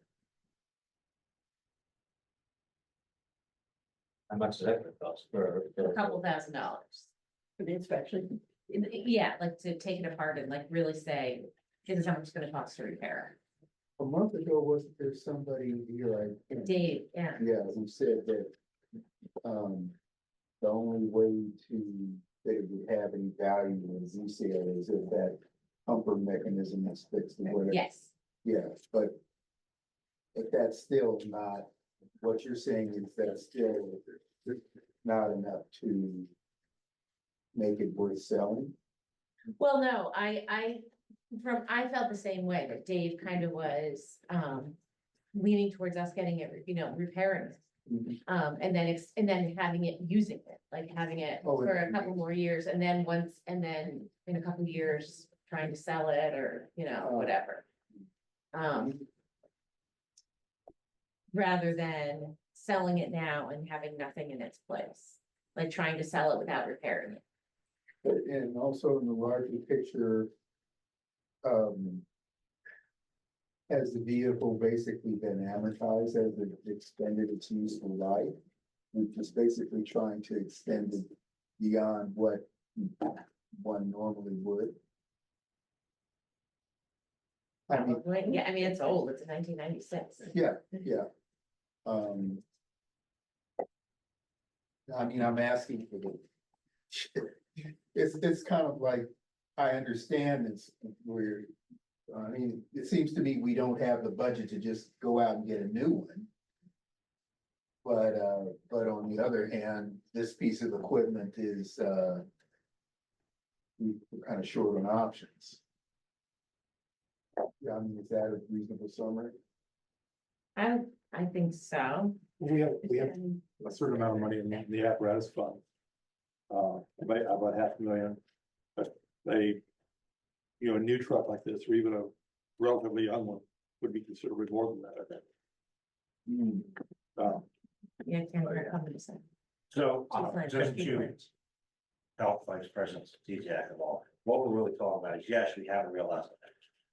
It's surface at best. This is a multi-layer truck, so there is a high probability as the repairs start and they get into basically the center of what they cannot see, that the cost may go up because of unforeseen other things that need to be repaired. It's impossible to see until you start taking things apart. It would be like trying to diagnose your engine that's blown without actually taking it apart. Yeah, you can give this is how much an engine costs. And then all of a sudden there's linkage to the transmission's broken, and the engine mounts are broken, all that you can't see until you start taking the engine out of the car. Same principle. We have a ballpark of all the valves that we know have problems that need replacing, some of the plumbing that needs replacing, but there's a chance as they start getting into this that maybe there's corroded piping that they can't see until they get the valves out of the way. That'll have to be addressed at that time. That's really what we're looking at, and yes, extending the life, the useful life of the apparatus. From my position, my point of view is to not repair it and then have a failure of the existing engine is going to be problematic, because then we have zero, right? Yes, you have mutual aid, but currently the way things are set, one kind of backs the other up, and please keep that in mind as we go through this process. It's going to be a long process. Our recommendation is, Vice President Letizia indicated was, yes, let them start taking it apart. Let us get an actual evaluation of what needs to be done, and what we have on paper may be it, but there's a possibility that it may go beyond that. Talk to us, and we'll have a conversation and come back and decide exactly what course of direction is most appropriate for the borough. But again, to make sure, I'm just asking to make sure I have a clear understanding.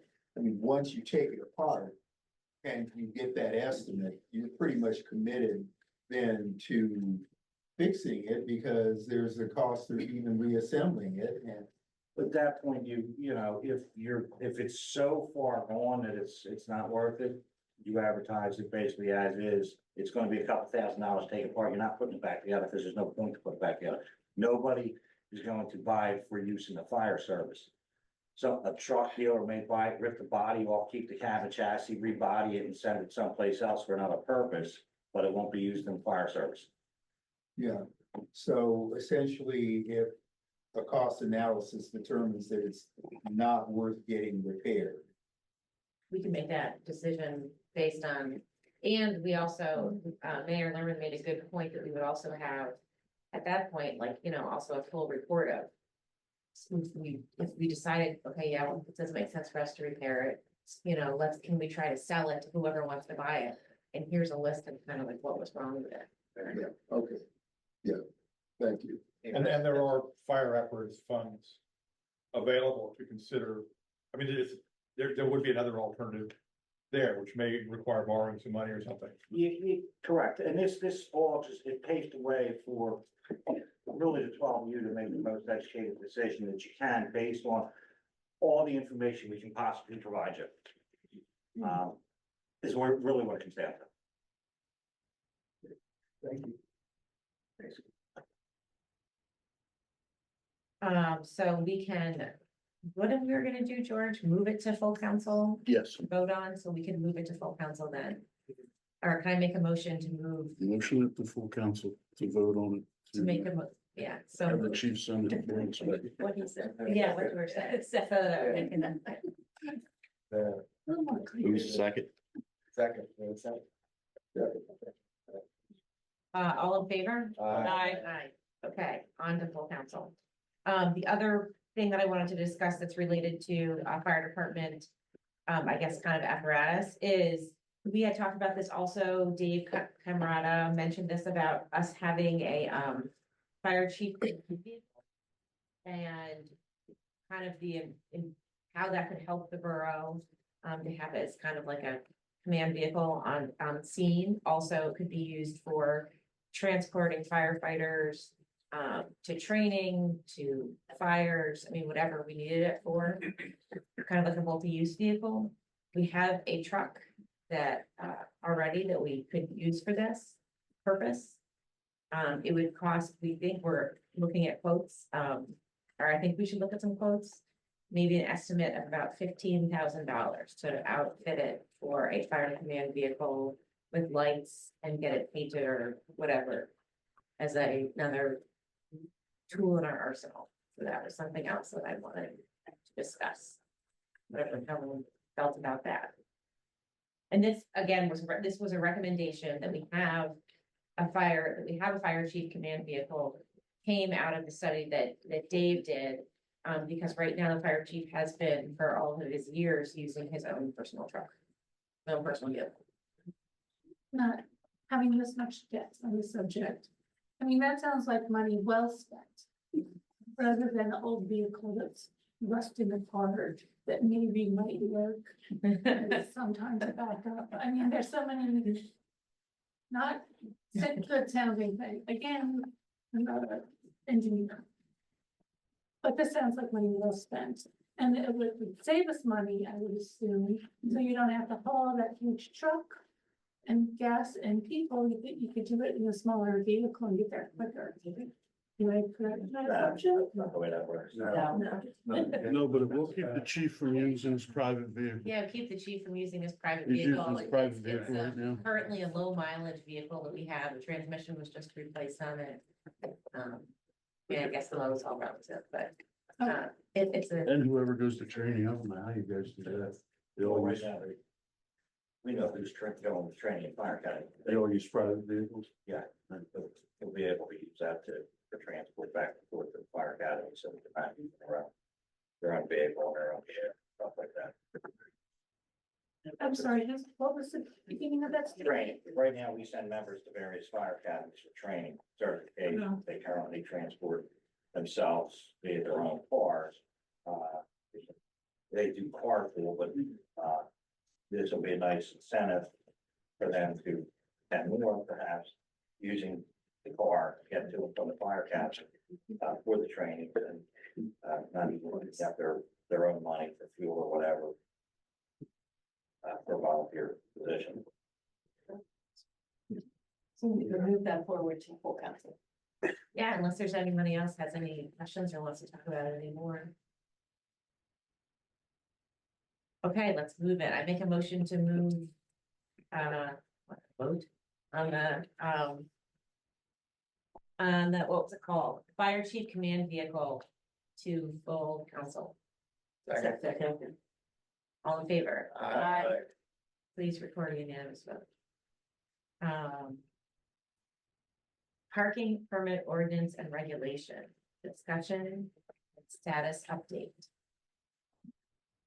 I believe a lot of this is going to be discussed tomorrow evening at the parking management meeting at 7 PM at Borough Hall. Is that correct? All right. Police Interceptor, the 2024 Explorer Interceptor number 3301 is in service. Anyway, all done. All right. Thank God. The Governor Center for Local Government Services, the DCED, is still working on our report for the borough. And it's a peer assistance program for the police cost to benefit study. And as soon as it's completed, I imagine that we will be having a meeting to discuss it. I'm gonna go on to ongoing. Jenkintown Borough Public Safety Services Strategic and Capital Planning, that really relates, I think, to the DCED study that is being performed right now. Was there a PennDOT multi-municipal coordination meeting? There was not. There was not. Traffic light upgrade, Runnymede and Walnut Street. What's that? Not happening. It's in the engineers, well, yeah, Yeah. that's what I thought. That's it. You did have something on that, didn't you? Yeah, I mentioned it earlier, yeah. The mechanisms maybe moved. Yeah.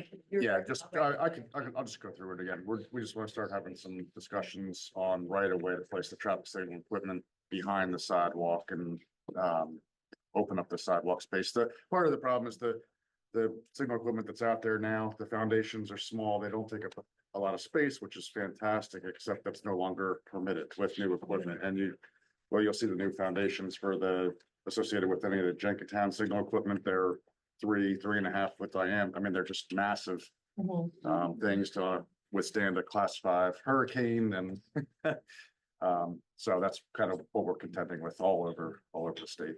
So that's all just been wrapped up for safety reasons. Yeah, for safety, structural reasons, yep, longevity. Can I ask a question? Is there a reason? What justifies a traffic signal versus a stop sign? At that location, it's volumes and conflict analysis. Volumes and turning vehicle conflicts. I'll be honest with you, that signal went in before I was born. So I'm not familiar with the traffic signal, with the original justification for it.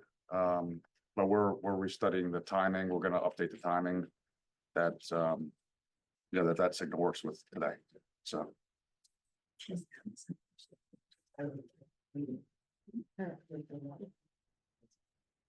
Alex, do you still have a question? Councilor Khalil? I guess not. She hasn't told me since the last time she spoke. Okay. I'm sorry. I don't have any questions. I apologize. Okay. Moving on to building, zoning and revitalization, Councilor Bruno. Thank you. I'll make this as quick as I can. The planning commission met last night. Clearly, it was the briefest meeting they've ever had in the whole 6 years that I've attended. They really almost everything on their agenda was tabled. There was, however, a lot of discussion about parking issues, and they take it very seriously, especially around the conflict between wanting to increase density in the borough and then how that impacts parking. So that will, as we continue to discuss it, they will continue to discuss it and pay very close attention to it. Other items on the agenda, Cedar Street, Greenwood Avenue properties planning. There's no new updates to report on that. Community playground at Jenkintown School District. The needed repairs will be paid for by the school district. There was a meeting set up by the district for Monday, September 23rd to discuss future plans. Private public parking lot. This is a parking lot that runs perpendicular between York Road and Johnson Street. It is the parking lot that has, right now, I guess it's their private parking lot, and the new owners of the Times Chronicle buildings will also bought that parking lot, and they would like to work with the borough to investigate, the possibility of maybe the borough purchasing it, from them. Now, it's, I don't even know if it's really a beginning conversation yet, but the idea would be that if the borough could perhaps find some grant money, to be able to purchase it, it would be great for us because of course the borough needs parking. So that's something that potentially could have a future opportunity. In terms of current development, 501 Washington Lane, the apartment building, with 24 apartments and commercial retail on the first floor. The anticipated occupancy for that, is by the end of the year. If anybody's been by it lately, it seems to be going up very nicely. 821 Homestead, which is 26 1 and 2 bedroom apartments with commercial. The occupancy there is set for late October into November. 93 York Road, the giant grocery store, occupancy is scheduled for early 2025. In terms of the old Heldrick building, 459, 471 York Road, the applicant will be applying for land development, and the process will be land development first, followed by design review, and then EDU's requests and building permits. So that's beginning to be in the works. 610 York Road, coffee shop, dessert shop. The applicant's attorney apparently is in negotiations with Starbucks over the lease. So hopefully fingers crossed will happen. The other two items regarding at that building, zoning and use for Tiny Town and the zoning and use for Dogtopia. Nothing really can be done with those because the parking lot structure still needs, it's in repair, and until those repairs are finished, nothing can, neither of those two ventures can proceed. 604 West Avenue, the Immaculate Church building, the proposed three-bedroom apartments. EDU approval has been received from Aqua, and we're now waiting for approval from the Pennsylvania Department of Environmental. Couple more items in ongoing business, short-term rentals. No new updates. It is still under the solicitor's review. Approved plant list, no update. Still waiting for feedback from the county on that. And on the parking lot leases, Leedham Street and Town Square lots, that is still under review and in the works with the borough manager. Any questions? I just have a quick one. Yes. Manager Law, can you, or Probably him. okay. I was just thinking about the, what I call the old Cedar Street garage, and if there's anything moving ahead with that. We were talking about having a chat. Just where is that? It's stalled. Councilor Bruno reported that there's no update on that. We haven't heard back from Lindy on it. And there's also, I'm sorry. Go ahead, I'm sorry. No, I was just gonna say, there was nothing new in the planning commission last night either. Oh, that's the Cedar Street Greenwood Avenue. Yes. I was thinking of a different. And so that, I mean, that came up in their meeting and they had known that thing stalled, basically. Thank you. We're allowed to use it for the Arts Fest. And I was really pushing for that because our lease ran out the end of August on our original agreement. And I just kept asking if we could use it for Arts Fest, and they ended up not saying no. Not saying no. Perfect. We're not saying yes. We used it. Okay, so we'll move on to Public Works. Okay. We heard from Foreman Riggins about the Pennsylvania DEP Bureau of Clean Water and the MS4 inspection. Congratulations on doing that successfully and using it as a learning opportunity. Road paving for 20 on Walnut Street. When is that slated to begin? It's imminent. Panoni went back and forth with PennDOT today. The contractor is ready to go. Contracts have been signed. PennDOT and Panoni are in disagreement on a couple things today, and they're trying to work that out. And I was receiving text messages from Patrick on some suggestions on that. So we're hopeful within a couple weeks it'll be paid. Okay. Traffic calming measures on Walnut Street, we're thinking of speed pillows instead of speed bumps. That, okay. Yeah, we're on board with Are that. they the temporary ones or they're just, No, they're permanent. They've they're been permanent? paved in. Okay. Mark, you could elaborate on. Sure, yeah, I can pull up a little more information. I think we've seen them around. I know we've talked about them previously. I always point people to the Mount Airy section in Philadelphia. It's just close and they've got a lot of them out there. And I have noticed that they are starting to pave them in there also. So I think the temporary ones that Philly's putting out is either experimental or just for a quick deployment. And, as they go back and, resurface their roads. But really, it's the same feature as a speed hump that we have all over town here, just with gaps to allow wider emergency vehicles to pass unimpeded. So, and bicycles. Great. The 2024 Pico gas main replacement project on Wyncote Road is completed. York Road is having night work done. Homestead to Rydell. Where I don't understand this little note.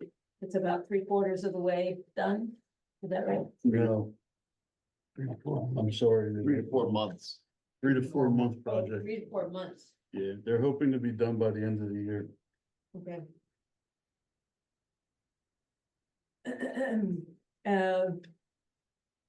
And the DCED grant for Cedar to Walnut, Foreman Riggins already talked with us about that. It looks like it's moving along. Soon to be completed. We mentioned the pedestrian accessible crossings of Washington Lane. And that's, you're still working on that, I think. Correct. Panoni is still looking at that. Borough-wide streetlight assessment and mapping. I know we did that a couple of years ago, it seems like only yesterday. So are you starting that again? Yes, we actually already started the inspections. I've done a couple streets along the borough and our plan is to get a map of where everyone is, a type prototype. And the spreadsheet going, manager, like I spoke about this for the last couple of months. And finally getting some time going into the fall, going to the winter, where we want to have it, a nice map of it and spreadsheet for all types in. Great. And all repairs need to be made. Some of them done in-house, already done about 6 or 7 repairs along Johnson and Leadham in-house, and we're just trying to get a good map in. So we can stay above it, stay in front of it. Thank you. And get them 3 up. Yeah, and we did the 3 damaged lights that we got up, 2 on West Avenue, 1 at West and Leadham, 1 at West of York, and 1 at Leadham, right next to the Town Square parking lot, with this little gallery, right there in front of the secondhand store. We got those 3 up, and we got a schedule coming up with Abington for the end of October, going there in November for the York Road lights. And poles to go back up, because they are in stock now. That's great. Yes. Right, you mentioned the leaf trailer. And we're working on the reimbursement is complete by Pennsylvania DEP. 2024 Pennsylvania DEP 902 grant for the wheeled lidded recycling toters. We're expecting, we applied for a grant and we hope to hear in November about that. And then the ADA curb ramps are out for bid. And what's the deadline on that bid?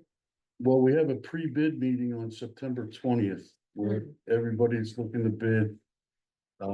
We'll be able to come in. It's an in-person meeting to discuss the specifications with the engineer, ask any questions about the project, and then I don't know the closing date. Do you, Jim, by any chance, or Mark? 27th, maybe? we'll give you the closing date on it, but I believe it's September. I know it's in September. And the hope is to get them done before the winter. That's correct. Okay.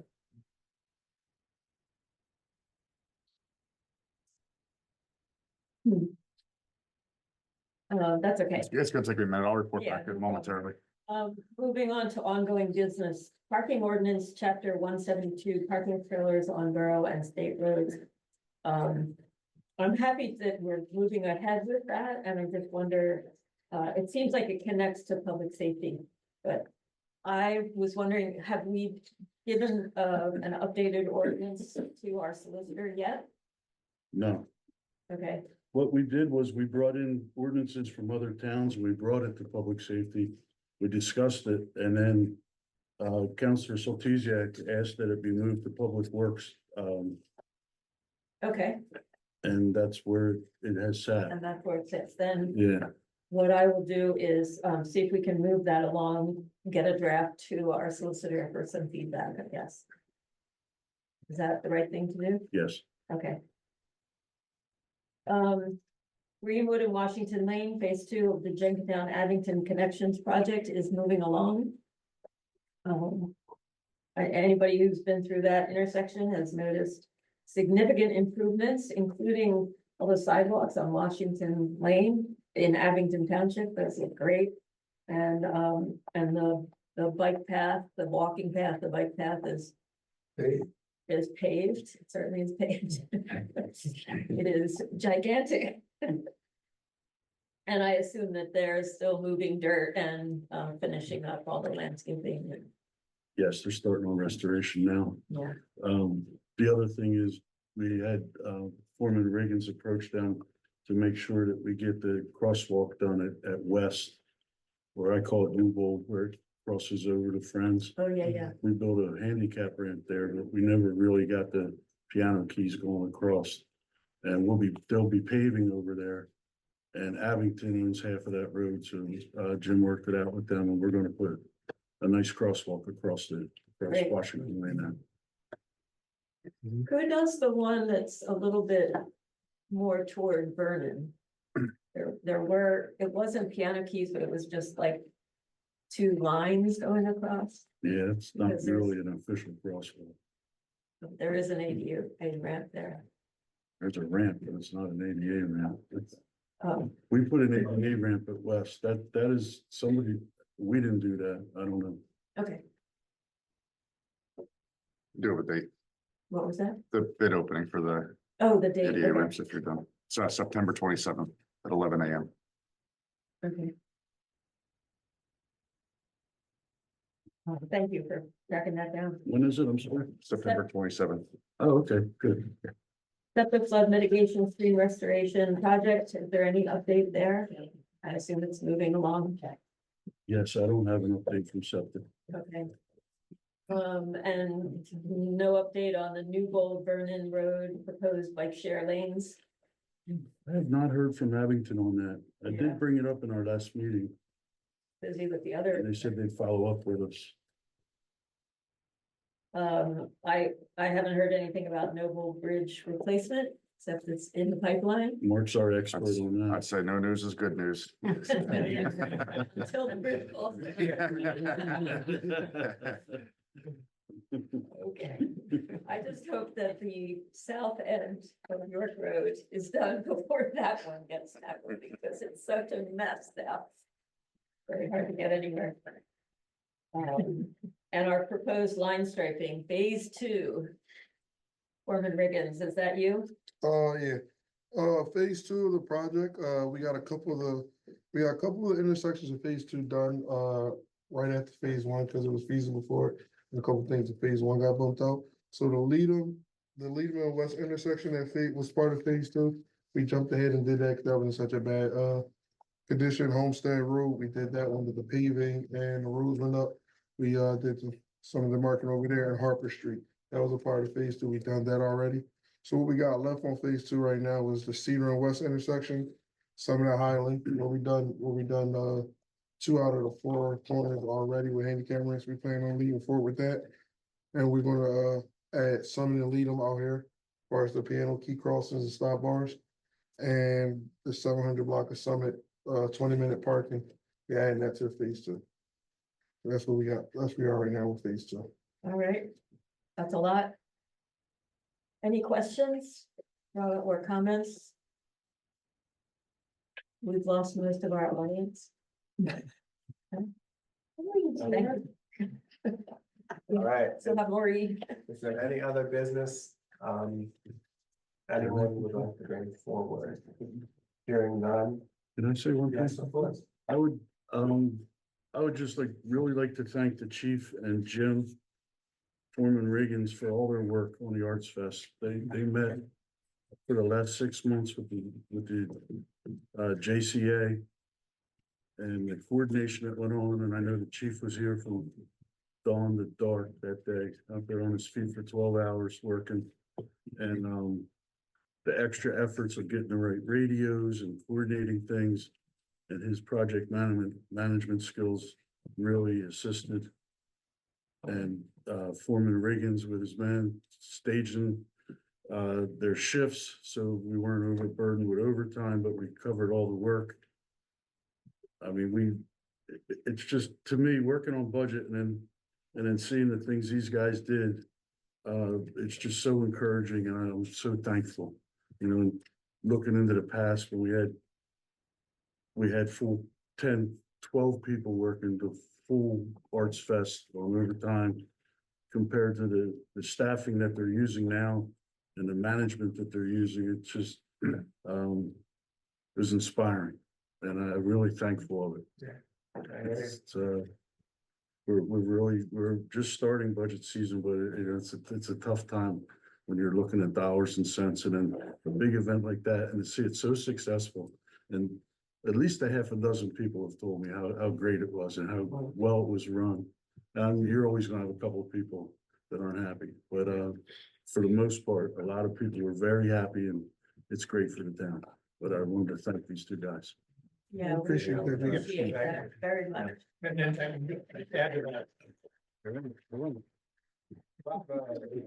If I could add to that, I mean, being mindful of the overtime issue and, getting things done without having too much coverage. It doesn't affect any of us on council. It affects what it costs the residents of the borough. There's no skin off our teeth one way or the other in terms, except as residents. But it does represent a savings and a consideration for the residents of the borough who pay the taxes that pay for all this stuff. So I think that's something that needs to be emphasized. Yeah, and to add to that, this is an environment where some municipalities and events are canceling things because of fears of cost and risk to public safety. So the borough as small as Jenkintown to have a successful event is a really tribute to the organizing skills. Do we know about how many people were present? You have an estimate? I advised you in my report, 400 to 500. Okay, thank you. Your pictures.